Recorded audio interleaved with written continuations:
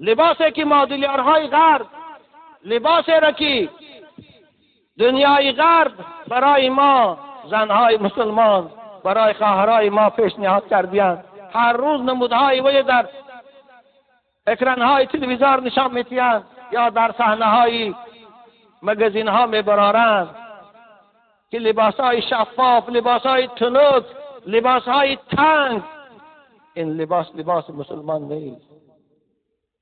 خواهر مسلمان، او لباس تو نیست، ولی لباس دوزخی هاست. اهل سلف این گذشتگان ما میگویند که از ثیاب الرقاق ثیاب الفساق، لباس تنوک این لباس زنهای فاحشه است، لباس تنوک پوشیدن این لباس زنهای بی‌عفت و بی‌ناموس است.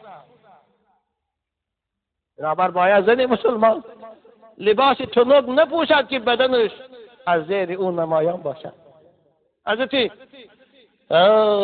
صوفی الله را میگوید گر نماید ز تحت ثوب و بدن موجب لعنت است بر آن زن. اگر خواهرای مسلمان مانند که امروز کامبخت‌ها برآمده، شیفان‌ها برآمده، اگر شما اونها را به تاپوش پوشید، بدن شما، دست شما یا گوشای شما تاب است، شما در لعنت خدا